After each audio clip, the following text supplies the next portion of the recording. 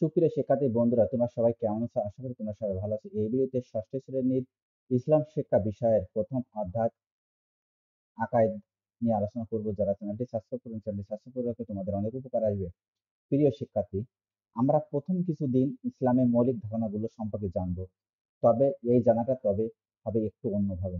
শিক্ষক তোমাদের বিভিন্ন কাজের মধ্য দিয়ে নিয়ে যাবেন। তোমরা হয়তো কোথাও ঘুরতে যাবে, কিছু কাজ করবে, বন্ধুরা মিলে নিজেরা কে কি জানো তা আলোচনা করবে। আর এইসব কাজ করতে করতে তোমরা ইসলামের মৌলিক বিষয়গুলি সম্পর্কে ধারণা পাবে। এখানে একটি ব্যাপার জেনে রাখো, তুমি হয়তো ইসলামের মৌলিক বিষয়াবলী সম্পর্কে অনেক কিছু আগে থেকে জানো। সেই বিষয়গুলো তুমি বন্ধুদের জানাতে পারবে। বিষয়গুলো ভালোভাবে বুঝতে এবং শিখতে তোমরা একটি অভিজ্ঞতার মধ্য দিয়ে যাবে। চলো জেনে নিই কি সেই অভিজ্ঞতা। দেখো কি, ঘুরতে যাওয়ার যে অভিজ্ঞতা, তোমরা এটা অবশ্যই মনোযোগ সহকারে পড়লে তোমরা বুঝতে পারবে। দেখো, প্রশ্ন উত্তর ও আলোচনা, তোমরা এটাও পড়বে। দেখো, এখন তুমি যা যা আগে থেকে জানো আর যা যা ঘুরতে গিয়ে জানলে, তোমাকে সেই সব কিছু লিখে ফেলতে হবে। তাহলে এখন নিচের কাজ এক করে ফেলো।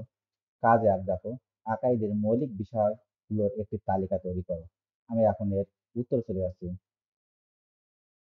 আকাইদের মৌলিক বিষয়গুলো একটি তালিকা তৈরি করা হলো। দেখো, আমাদের মৌলিক বিষয়গুলোর তালিকা হলো: ১ নম্বরে ইমান বা বিশ্বাস, ২ তাওহীদ বা এক আল্লাহ, ৩ নবীগণের আখলাক বা প্রফেটের আচরণ, ৪ কোরআন ও হাদিসে প্রমাণিত ঈমান বা বিশ্বাসের গুরুত্ব, ৫ নবীর রূপ, আচরণ, হাদিস, সুন্নাহ, ৬ দুনিয়া ও আখিরাতের বিষয়, ৭ ইবাদাত যেমন প্রার্থনা, সকাল দোয়া, ৮ শরিয়ার বা ইসলামী আইন, ৯ হালাল ও হারাম ব্যাপার নির্দেশনা, ১০ ইসলামিক খেলাফত ও সরকারি ব্যবস্থা, ১১ দাওয়াত ও তাবলীগ ইসলামের প্রচার ও প্রসার, ১২ বিজ্ঞান ও প্রযুক্তির সাথে ইসলামের সঙ্গে সাদৃশ্য। এই তালিকাটি ইসলামের মৌলিক বিষয়গুলির প্রাথমিক ধারণা দেয়। এগুলো ইসলামের বিভিন্ন দিক এবং অংশগুলোর মধ্যে সংক্ষেপে বিস্তারিত করে। আশা করি তোমরা এটি বুঝতে পেরেছ। মনে রাখবে, সবসময় যে সবার সব লেখা বা জানা সঠিক হবে তা না। মাঝে মধ্যে কিছু ভুল হতে পারে।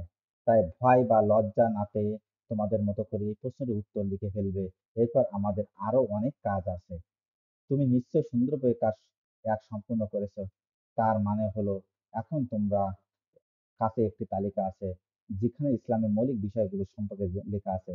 তবে তালিকায় কিছু জিনিস ভুলও হতে পারে, তাই না? কারণ তালিকাটি তো তুমি শুধু তোমার যা যা মনে হয় সেগুলো লিখেছো। এখন তাহলে আরেকটি কাজ করতে হবে, তোমরা এটা অবশ্যই মনোযোগ সহকারে পড়বে। তাহলে আজ এই ২ পৃষ্ঠা পর্যন্ত। Thank you everyone.